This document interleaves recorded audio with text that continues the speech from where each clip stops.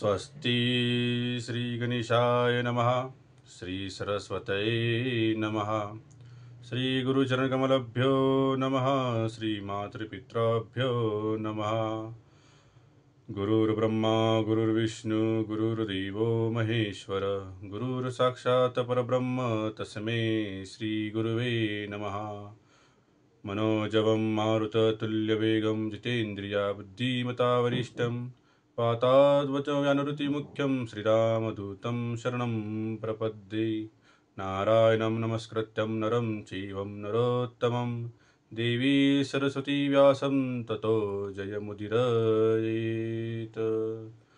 गोपाल कृष्ण भगवान की जय। ओम नमो भगवते वासुदेवाय। पुंडलिकावर्यारी विठ्ठल श्री ज्ञानदेव तुकाराम। नमस्कार, मी श्रीधर सुरेश कुलकर्णी। आजपासून आपण बघणार आहोत श्रीमद भागवत यावर चिंतन, त्याच्या काही अलौकिक कथा, त्याच्यावर काही भाष्य हे आजपासून आपण बघणार आहोत। जे श्री गुरूंनी मला दिलेलं ती मी तुम्हाला आजपासून देणार आहे। श्री गुरूंच्या आशीर्वादाने जो हेतू माझ्या मनात होता, जो हेतू मला श्री गुरूंनी आशीर्वाद रूपी दिलेला होता, तो आपणा समोर प्रकट करताना मला खूप आनंद होत आहे। त्यांच्याच कृपेमुळे मी हे धाडस करीत आहे। निमित्त मी जरी असलो तरी माझ्या मुखातून निघालेले सर्व शब्द हे श्री गुरूंचे आहेत। तर सर्व विश्वांचे आश्रयस्थान असलेल्या श्री गुरूंच्या चरणांना आज वंदन करून, ज्यांच्या केवळ स्मरणाने सर्व शब्दसृष्टी स्वाधीन होते, सर्व विद्या जीवेवर नांदू लागते, अशा श्री गुरूंना मी वंदन करतो। तसेच मी आज जे भाष्य करणार आहे त्या भाषणाला माझे मधुर यावं या निमित्ताने मी श्री गुरूंना नमन करतो। अमृतासही शिळे पाडावे, ज्यांच्या पुढे अमृतही फिके वाटते, इतकी वक्तृत्वाला गोडी येते व सर्व रस ज्यांच्या मुखवाटे निघणाऱ्या अक्षरांचे दास होतात, मनातील भाव आपोआप प्रकट होत जातात व आपल्या अंतःकरणात श्री गुरूंचे स्मरणाचे नित्य स्मरण केले असता ज्ञानप्राप्तीचा भाग्यदेह होतो। माझी अल्पबुद्धी गुरु माऊलींच्या सामर्थ्यांचे कसे वर्णन करणार, म्हणून गुरुचरणी लीन होऊन त्यांच्यापदी मस्तक ठेवलेलेच बरे। श्री गुरूंच्या उदारवाणी जेव्हा मला अद्भुत ज्ञानाचे भंडार अवगत झाले व त्यांच्याच कृपादृष्टीने मी हे धाडस करीत आहे, त्या मागे माझे श्री गुरुच आहे। ज्यांच्या मस्तकावर श्री गुरूंचा वरदहस्त पडतो तो जीव असूनही ईश्वराचे सामित्य पावतो। श्री गुरूंच्या चरणास वंदन करून व वागेश्वरीस नमन करून मी श्री गुरूंचे ज्ञान आपणासमोर प्रकट करीत आहेत। आपला आशीर्वाद असू द्या, आपलं सहकार्य मला लाभू द्या, हीच माझी तुमच्या चरणी व सर्व भक्तजन, सर्व संतजन, सर्व मायबाप, सर्व श्रोतेजन यांच्या चरणी प्रार्थना आहे। तर आजपासून आपण बघणार आहोत श्रीमद भागवत महापुराण। श्री वेद व्यासांनी निर्माण केलेलं श्रीमद भागवत पुराण, नारायणाच्या मुखातून निघालेलं, ब्रह्मदेवानी नारदांना सांगितलेलं, नारदांनी श्री व्यासांना, व्यासांनी श्री शुकांना आणि शुकदेवांनी श्री परीक्षित राजांना सांगितलेलं असे हे अमूल्य भंडार। नंतर सुतांनी शौनकांना सांगितलेले हे श्रीमद भागवत महापुराण आपणासमोर प्रकट करताना मला अतिशय आनंद होत आहे। माझी पूर्व पुण्याई, माझे 7 जन्माची पुण्याई आज फळाला आलेली आहे। आणि ज्या वेळेस मला गुरु भेटले त्यानंतरच मला अलौकिक ज्ञान प्राप्त झालं। गुरु मिळाल्यानं सर्व ज्ञान प्राप्त होतात। गुरु हा कैवल्याचा राजा असतो। गुरु हा शब्द भंडाराचा शब्दरूपी भंडार असतो। त्याच्या कृपेने हे सगळं काही घडत असतं। तर आजपासून आपण सुरू करत आहोत श्रीमद भागवत कथा। तर श्रीमद भागवत काय आहे हे आपण आधी जाणून घेणार आहोत। तर श्रीमद भागवत यातील श्रीमद म्हणजे काय हे बघूया पहिला आपण। यातील श्रीमद म्हणजे भगवंताची वाणी। श्रीमद म्हणजे भगवंताची वाणीच आहे थोडक्यात। श्रीमद हे फक्त 2 ग्रंथापुढे लावण्यात येतं. एक श्रीमद भागवत आणि दुसरा आहे श्रीमद भगवत गीता. कारण हे भगवंतांच्या मुखारविंदातून निघालेले हे स्वयंप्रकट झालेले हे अलौकिक व तेजस्वी अमृत आहे.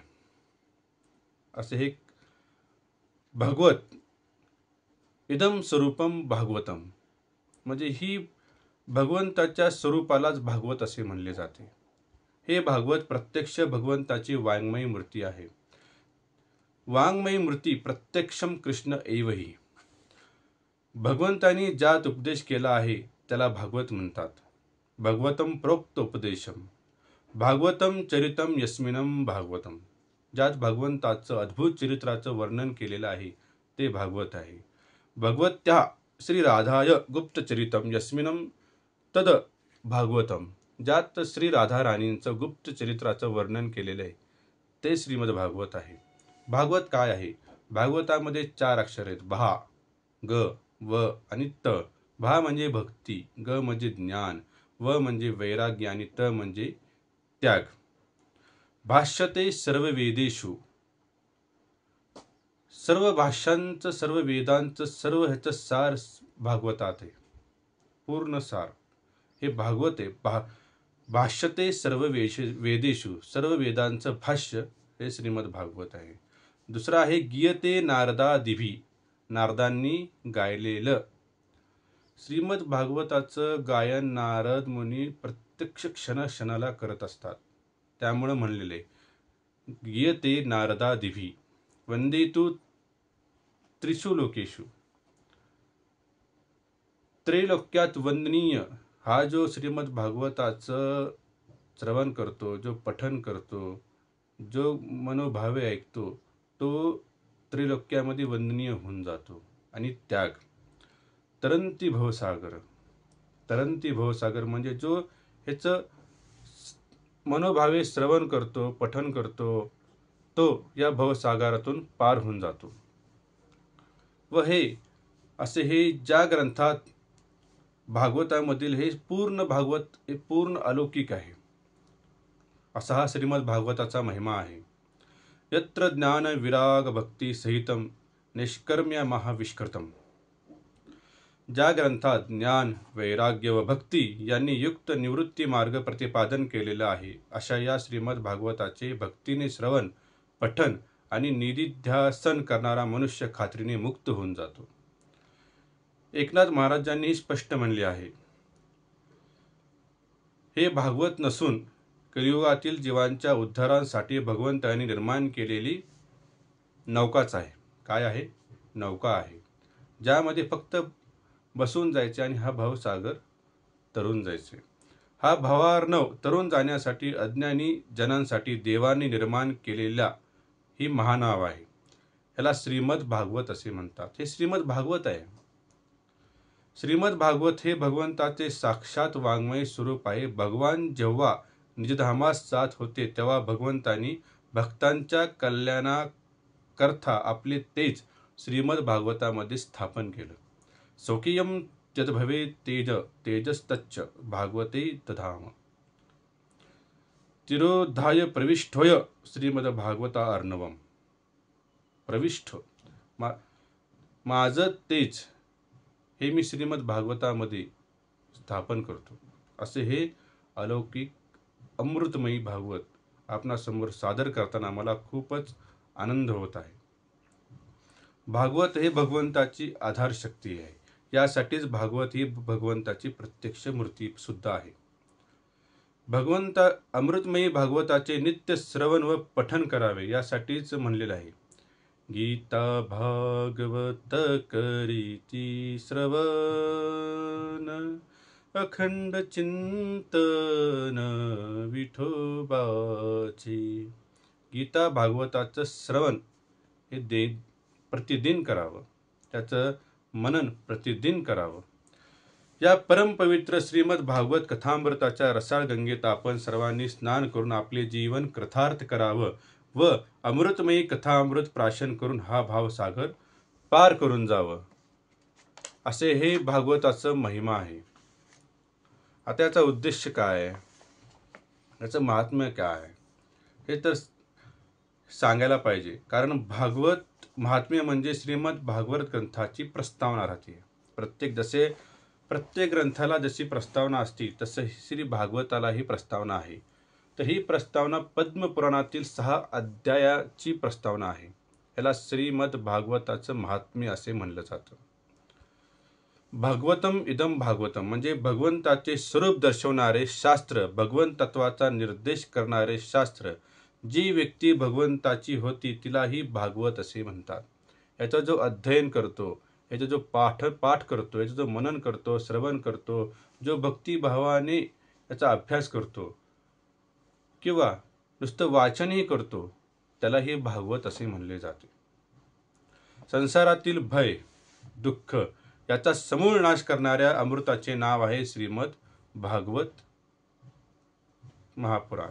मन शुद्ध करणारे यांच्यापेक्षा चांगले साधन व शास्त्र या त्रिभुवनामध्ये नाही. जन्मांतरी भवेत पुण्य तदा भगवते लभेत. जेव्हा जन्मांतराचं पुण्य भाग्याला येतं तेव्हा श्रीमद भागवताचं श्रवण घडतं.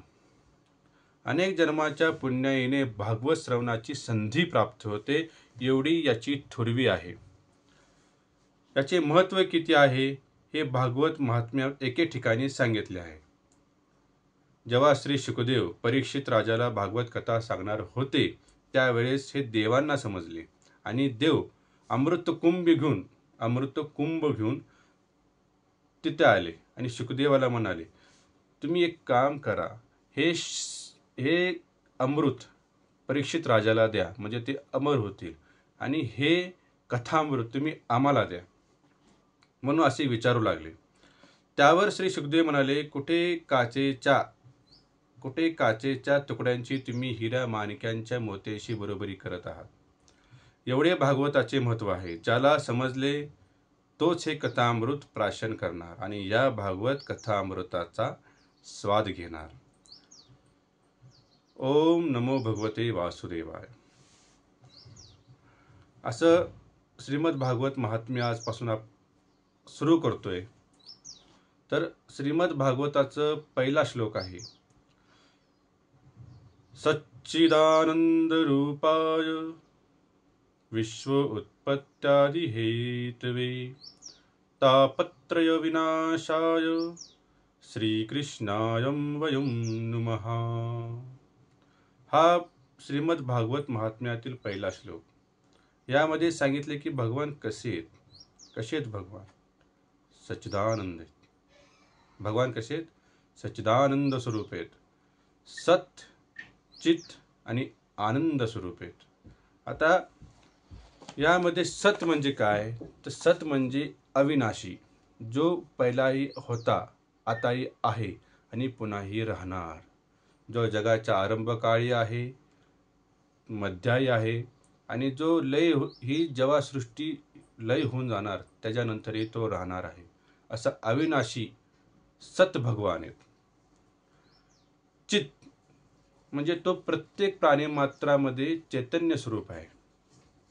कोण आहे तो? प्रकाशमय चैतन्य घन, जो चैतन्य स्वरूप आहे. आपल्यामध्ये जी चेतना आहे ना, जी प्राणीमात्रात चेतना आहे ना, ते भगवंत आहेत. प्रत्येकाच्या हृदयामध्ये भगवंत आहेत, कारण प्रत्येकाच्या हृदयामध्ये चैतन्य आहे. चैतन्य स्वरूप असे भगवंत प्रत्येकाच्या हृदयामध्ये विराजमान आहेत. या जगामध्ये प्रत्येक जी चेतना आहे ती भगवंत आहेत, ते भगवंत स्वरूप आहे. त्यामुळे आपण भगवंतापासून पृथक नाहीत. आणि आनंद म्हणजे काय? तर सुखदुःखाच्या पलीकडली अवस्था. आनंद वेगळा आणि सुखाचा आनंद वेगळा. आनंदाचे प्रकार आहेत किती? तर साधकजन्य आनंद आहे, स्वयंसिद्ध आनंद आहे, ब्रह्मानंद आहे, परमानंद आहे, विषयजन्य आनंद आहेत. असे भरपूर आनंदाची व्याख्या करता येईल. साधकजन्य आनंद म्हणजे काय? विषयजन्य आनंद हे सगळे एकच आहेत.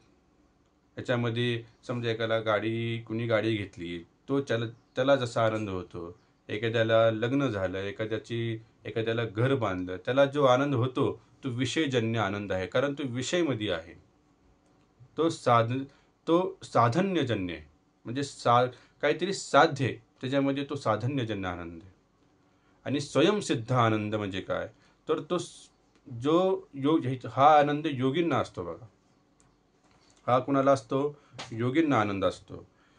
कोणतेही साधन, कोणतेही विषय जवळ नसताना जो आनंदमय असतात,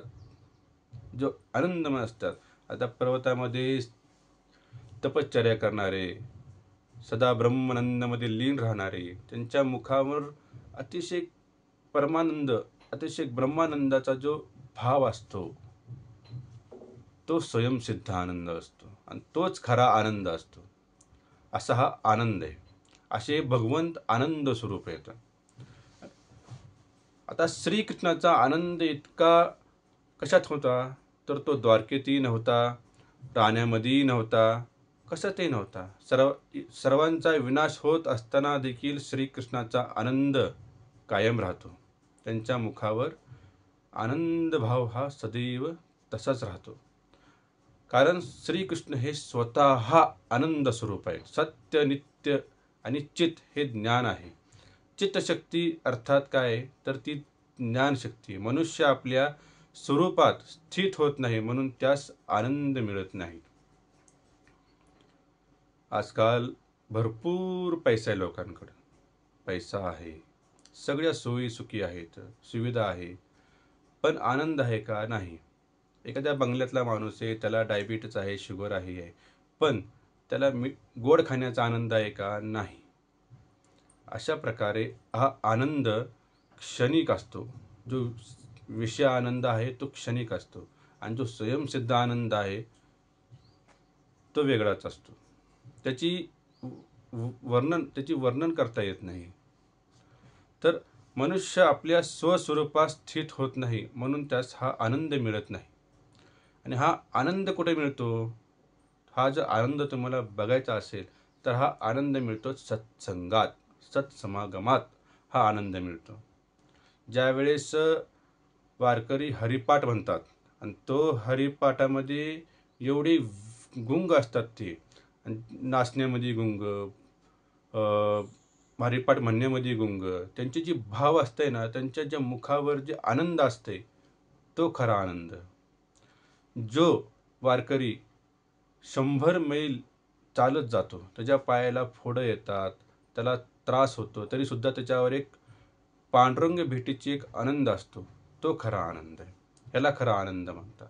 आणि तोच आनंद सध्या या कलियुगाच्या प्रभावामुळे हळूहळू नाहीसा होत चालले. कारण माणसाला टेन्शन जास्त आहे आणि हे टेन्शन नावाचं आजार आहे ना, हे फार भयंकर आहे. प्रत्येकाला इथं टेन्शन आहे. त्यामुळे हे सगळं आनंद हे लोप पावत चालले महाराज. आता हे कसं मिळणार, हे कसं साध्य करता येणार हा आनंद?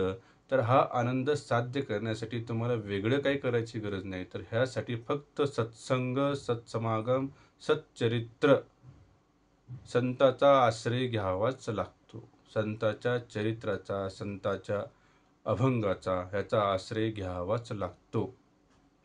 असा हा आनंद जर प्राप्त करायचा असेल तर तुम्हाला सत्संग हे करावंच लागतं. सत्संग हे सत्संग करत असताना, ऐकून घ्या, सत्संग करत असताना मनातील भाव ही शुद्ध होत जातात. चित्तशक्ती ही शुद्ध होत राहते. ज्ञान हे परिपूर्ण होत राहतं आणि आपला जी हेतू आहे तो हळूहळू साध्य होत राहतो सत्संग केल्याने. हेतू काय आहे, तर हेतू आहे माझ्या जीवाचं या ब्रह्माशी ऐक्य पावणं, हा हेतू आहे. मला मुक्ती मिळणं हाच हेतू आहे. या जन्म मरणाच्या संसारातून सुटका होणं हाच हेतू आहे. नको नको हा गर्भवास 9 महिने, असं संतांनी म्हणलेले. यासाठी काय करायला लागल? भज गोविंदम. काय करावं लागल? भज गोविंदम. गोविंदाला भजा. भजम गोविंदम, भज गोविंदम. असे हे आनंद स्वरूप भगवान येतं. सच्चित आनंद, विश्व उत्पत्त्यादी हेत, विश्वाला उत्पन्न करणारे कारण, त्याचे पालन करणारे आणि त्यांचा लय करणारे ही एकमेव कारण म्हणजे भगवंत आहे. तापत्र विनाशाय. तापत्र म्हणजे मनुष्याला 3 ताप असतात. एक आध्यात्मिक, आदिदैविक, आदिभौतिक. आध्यात्मिक म्हणजे शारीरिक, आदिभौतिक म्हणजे अवतीभोवतीचे, शेजार पाजार, पती पत्नी, सासू सासरे, ह्याच्यामध्ये सासू सुना, असे जी आदिभौतिक हे त्यांचा एक ताप. आणि आदी दैविक, देवापासून आलेला ताप. म्हणजे आपण ज्यावेळेस जातो, हे सुखदुःखाचा जे ताप आहे, जन्ममरणाचा जो ताप आहे, त्यातून सुटका हे आदिदैविक ताप. असे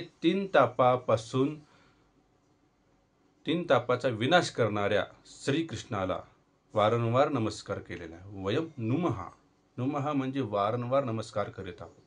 कारण तू हे आमचं जे अज्ञानी जीवाला या त्रिविध तापापासून वाचव देवा. असंच श्रीकृष्णाला नमन करून आपण त्यांचं दर्शन घेऊया मनातल्या मनात आणि म्हणूया पुन्हा एकदा, सच्चिदानंद रूपाय विश्व उत्पत्त्यादि हेतवे तापत्र विनाशाय श्रीकृष्णाय वयं नमः. असे हे भगवान आहेत, असे हे परमेश्वर आहेत. परमेश्वराच्या दर्शनाने सुद्धा शांती लाभते. आता त्याच्यात 3 दर्शन सांगितलेत महाराज. कोणकोणते? शास्त्रात प्रभूच्या दर्शनाचे 3 प्रकार सांगितलेत. कोणकोणते? तर एक आहे साधारण, एक आहे मध्यम आणि एक आहे उत्तम. म्हणजे परोक्ष आणि अपरोक्ष दर्शन. थोडक्यात वर्ण सांगायचं म्हणलं तर, स्वप्नात प्रभू भासमान होतात ते साधारण दर्शन. मंदिरात किंवा एखाद्या मूर्तीत भगवंताचे दर्शन होते ते मध्यम. आणि ईश्वराचे साक्षात दर्शन होते हे अपरोक्ष दर्शन आहे. भगवंताचं अपरोक्ष दर्शन म्हणजे भगवंताचा साक्षात्कार. थोडक्यात वेदांतात साक्षात्काराचे 2 प्रकार आहेत. एक परोक्ष आहे आणि एक अपरोक्ष आहे. ईश्वर कोणत्या तरी एका विशिष्ट स्थानी आहे असे जाणणे हा परोक्ष आहे. आणि ईश्वराशिवाय दुसरे काहीच नाही असे जाणणे हे अपरोक्ष आहे.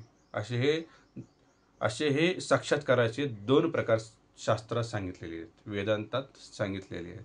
मी स्वतः ब्रह्म आहे अशा ज्ञानाचा अनुभव ज्याला येतो त्यास अपरोक्ष साक्षात्कार झाला आहे असे मानले जाते. दृष्ट्यास म्हणजे प्रभू दर्शन झाल्यावर जेव्हा तो प्रभूमय होऊन जातो तेव्हा त्याला अपरोक्ष साक्षात्काराचं दर्शन होतं.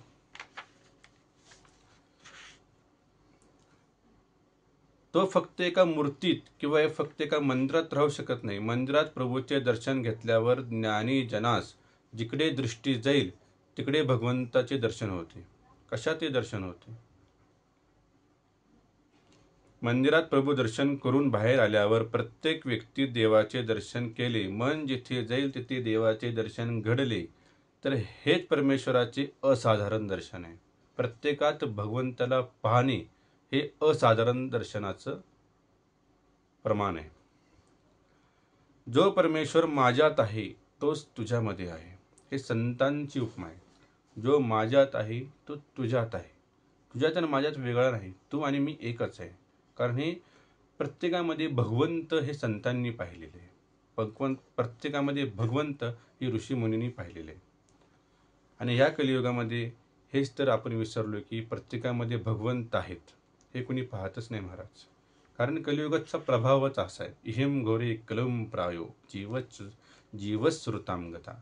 इथे सगळे असुर वृत्ती इथं सगळ्यांची प्रकट होत चाललेली. हळूहळू कलियुगाचा जो प्रभाव आहे तो वाढत चालला आहे आणि इकडे जो आपला भक्ती मार्ग आहे तो कमी होत चाललेला आहे महाराज. त्यामुळं हा जो आता यातील भक्ती मार्ग कसा उद्भवून करायचा, कसं काय करायचं हे सगळं सांगितलेलं आहे महाराज. आता याच्यामध्ये जो ताप आहे, याच्यामध्ये जो त्रिविध ताप आहे, त्यांची मुक्ती कशी मिळेल हे सविस्तर श्रीमद भागवतामध्ये सांगितलेलं आहे. जो हे श्रद्धेने श्रवण करतो त्याला त्याचं मर्म कळतं महाराज. तर शुकदेव कोण आहे याची थोडक्यात कथा अशी आहे की ज्या वेळेस महादेव पार्वतीला कथा सांगत होते त्यावेळेस पार्वतीच्या बाजूनं एक पोपटानं कथा ऐकली, म्हणजे शुक. ज्यावेळेस महादेवांना हे समजलं त्यावेळेस तो शुकाच्या मागे धावले आणि ते शुक म्हणजे तो पोपट उडून उडून श्री व्यासांच्या आश्रमात गेला आणि श्री व्यासपत्नी अरणी देवीच्या मुखामध्ये जाऊन तिथं थांबला. अशी त्याची उत्पत्तीची कथा आहे आणि पुराणामध्ये त्याच्या विविध कथांचं वर्णन केलेलं आहे. शुकदेवांचे जे गुरु आहेत ते आहेत राधाराणी. कारण राधाराणीनं त्यांना गुरु उपदेश दिला होता. त्यामुळं पूर्ण श्रीमद भागवतामध्ये राधाराणीचा उल्लेख नाही, कारण गुरूंचं नाव घेणं हे शास्त्रात वर्ज्य आहे. गुरूंचं नाव असं उघडपणे घेता येत नाही. म्हणून श्री शुकदेवांनी गुप्त चरित्र म्हणले राधाराणींचं, कारण त्यामध्ये राधाराणींचं नाव शुकदेवांनी घेतलेलं नाहीये, ते गुप्तरित्या आहे. मग महाराज, राधाराणीचं नाव नाही तर मग राधाराणी ओळखायच्या कसे? कारण शुकदेवांनी आपल्या पुढं गुरूंचं नाव लावलेलं आहे. महाराज ते कसं? श्री हे नाव राधाराणींचं आहे. श्री ही शक्ती आहे, श्री ही लक्ष्मी आहे, श्री ही राधा आहे. बघा तुम्ही अख्खं पूर्ण श्रीमद भागवत बघा, श्रीकृष्ण आणि श्री शुक यांच्या पुढं श्री हे नाव आहे. ही जी स्त्री आहे ती राधाराणी, आणि ज्याच्यामध्ये श्री शुकांनी ज्या वेळेस श्री नाव हे शब्द वापरले त्यावेळेस ती राधाराणीचा उच्चार. हे असं गुप्त आहे. गुप्त चरित्रम राधया, राधाराणीचं हे गुप्त चरित्र असे भागवतामध्ये वर्णन केलेले आहे. श्रीचा अर्थ आहे राधा. श्री राधेच्या बरोबर विराजमान आहेत म्हणून हे श्री गुप्त रूपाने आहेत. आता श्री मनुष्याला भागवत काय बनवते तर निर्भय बनवते. मनुष्याला भागवत काय बनवते? निर्भय बनवते. भागवतात लिहिले आहे की ध्रुव मृत्यूच्या डोक्यावर पाय देऊन स्वर्गात गेला. समाप्तीच्या दिवशी परीक्षित राजा म्हणाला की माता मला काळाचे भय राहिलेले नाही, मला काळाची भीती राहिलेली नाही. भागवत ऐकून देवावर श्रद्धा वाढल्यानंतर त्याविषयी प्रेम भक्ती उत्पन्न झाल्यावर त्याला आता काळाचे भय वाटत नाही. जे भागवताचा आश्रय घेतात तेच निर्भय होऊन जातात. लोक मृत्यूला अमंगल समजतात, परंतु मृत्यू अमंगल नाही, मृत्यू मंगल आहे. कारण मृत्यू हा काळ भगवंताचा सेवक आहे, मृत्यू मंगली आहे. भगवंताचे असे वाटू लागले की माझा बालक आता योग्य झालेला आहे, म्हणून ते मृत्यूला आज्ञा करतात की जा त्या जीवाला माझ्याकडे घेऊन ये, त्या माझ्या भक्ताला माझ्याकडे घेऊन ये, असे मृत्यूला सांगतात. ज्याच्या मनात पाप करण्याचा विचारही येत नाही, ज्याचा मृत्यू मंगलमय होतो, मनुष्य आपल्या जीवाच्या मृत्यूचे खरे मनापासून भय बाळगत नाही. अंतकाळी मनुष्याला जी भीती वाटते ती काळाच्या भय नसून आपण केलेल्या पापाच्या स्मरणाने भीती वाटत असते, असे भगवंत. पाप करताना मनुष्यास भय वाटत नाही. जेव्हा तो पाप करतो तो डोळे झाकून असतो. कसा असतो? पिते दूध डोळे मिटुनी जात मांजराचे, जात पाप्याची. तो डोळे बंद, त्याला वाटतं की आपल्याकडे कुणी बघत नाही पाप करताना, पण परमेश्वर भगवंत त्याच्याकडे बघत असतो. भयाशिवाय, कारण तुम्ही परमेश्वरास नेहमी हृदय धराल तर तुम्ही निर्भय व्हाल, यात काहीही आश्चर्य नाही. हे महत् आश्चर्य आहे. भयाशिवाय ईश्वरावर श्रद्धा बसत नाही. काळाचे भय बाळगा, काळाच्या मृत्यूच्या भयाने प्रभूवर प्रेम जडते, श्रद्धा असते. म्हणून काळाची, पापाची, धर्माची भीती जागृत ठेवा. मनुष्य जर नेहमी काळाचे भय बाळगेल तर त्याच्यापासून पाप होणार नाही. निर्भय व्हायचे असेल तर पाप करणे सोडून द्या आणि सत्संग करण्यास प्रवृत्त व्हा. कारण आजच्या या कलियुगामध्ये, अशा घोर कलियुगामध्ये सत्संग आणि सत्समागम हेच एक परम सत्य आहे. हेच केलं तर हे काळाचे भय तुम्हाला राहणार नाही. मी आता कोण तरलं तर एक महात्म्यामध्ये एक कथा येते, भक्ती, ज्ञान, वैराग्य. तर ही कथा सुरुवात होती नेमिष अरण्यात राहणाऱ्या, नेमिष अरण्य, जिथे 88,000 ऋषींचे सत्र चालले होते. मुख्य यजमान होते श्री शौनक ऋषी. त्या 88,000 चालणाऱ्या सत्रामध्ये एकदा सूत महाराज आले. सूत महाराज, उग्रश्रवा हे त्यांचं नाव, हे आले. शौनकादिक ऋषींनी त्यांचा सत्कार केला, स्वागत केलं आणि त्यांना एक उच्च आसनावर बसवलं, त्यांची पूजा केली आणि त्यांना काही प्रश्न विचारले. ते कोणते प्रश्न होते ते आपण पाहूया. नेमिषे सूतमासीनं मविवाद्यं महामतिं कथा अमृतं रसस्वादं कुशलं शौनकं ब्रवीत. कोणकोणते प्रश्न विचारले ते आपण बघणार आहोतच. त्याआधी आपण एक भक्ती, ज्ञान, वैराग्य यांची कथा बघणार आहोत. तर शौनकांनी एक प्रश्न केला की सूत महाराज, कलियुगातील अल्पायुषी लोक, अल्पज्ञानी, आळशी आणि भगवंतावर श्रद्धा नसलेले लोक, अडाणी जीवांना एक टेन्शन नावाचा आजार आला आहे. कोणता आजार झाला आहे त्यांना? टेन्शन. प्रत्येकाच्या मागं एक टेन्शन आहे. कुणाला कर्जाचं टेन्शन, कुणाला नोकरीचं टेन्शन, कुणाला ह्याचं टेन्शन, कुणाला त्याचं टेन्शन. प्रत्येकाला टेन्शन आहेत. आणि या टेन्शनमधून बाहेर जाण्याचा रस्ता काय? त्यांना सुख कसं मिळावं, त्यांना आनंद कसं मिळावं, या उद्देशाने आम्हाला काहीतरी सांगा. कथा भक्ती ज्ञान विरागाप्तो विवेको वर्धते महान माया मोह निरासच्च वैष्णवे क्रियते कथम. तुम्ही आम्हाला हे सांगा की ह्या लोकांचं टेन्शन कसं नाहीसे होते. त्यावर सूत म्हणाले की राजा परीक्षितेला जेव्हा शाप मिळाला की तू 7 दिवसात मरशील, म्हणजे त्याला तक्षक सर्प चावून त्याचा मृत्यू होईल, हे भयानक मोठे मरणाचे टेन्शन कोणाला आले होते? राजाला आले होते. तेव्हा शुकदेवांनी श्रीमद भागवत सांगून त्याचे हे टेन्शन घालवले आणि त्याला गोलोकात भगवंतांच्या चरणांजवळ जागा दिली. असे हे श्रीमद भागवत आहे. त्याचं थोडक्यात स्वरूप सांगतो, म्हणजे याच्यामध्ये काय आहे, भागवत काय आहे. भागवत ही श्रीमद भागवत सगुण साकार 24 अवताराचे वर्णन या भागवतामध्ये भगवंताचं केलेलं आहे. त्याचबरोबर निर्गुण साधनेचं भी याच वर्णन केलेलं आहे. म्हणून श्रीमद भागवत संहितेतून अनेक विद्वान आपल्या बौद्धिक क्षमतेनुसार वेगवेगळे अर्थ काढत असतात. विद्यावतां भागवतेम परीक्षा. श्री व्यासांनी लिहिलेले हे मूळ श्रीमद भागवत संस्कृत भाषेत आहे. मूळ संहितेत ज्ञान वैराग्य युक्त भक्तीचे विवेचन केले आहे. निष्काम कर्मयोगाचे महत्त्व ह्यात प्रतिपादन केलेलं आहे. श्रीमद भागवत ग्रंथ मनोवांछित फल देणारा हा कल्पतरू आहे. मनोवांछित फल देणारा कल्पतरू आहे. तर या कल्पतरूचं मूळ काय आहे? तर भक्ती आहे. याचं खोड काय आहे? तर हे ज्ञान आणि वैराग्य आहे. याच्यावर जी 12 फांद्या आहेत ते 12 स्कंद आहेत.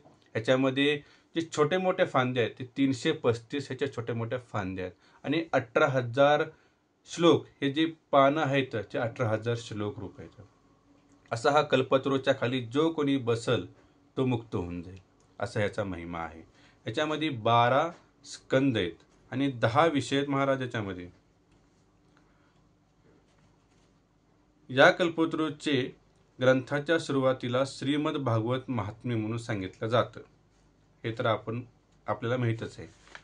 तर तसे शेवटचे 4 अध्याय ही स्कंद पुराणातले घेतलेले आहेत त्याच्यामध्ये. आता या महापुराणामध्ये एकूण 10 विषय आहेत. अत्र सर्गो विसर्गच्छ स्थानं पोषण मूतयः मन्वंतरे ईशानु कथा निरोधो मुक्तिरा आश्रय.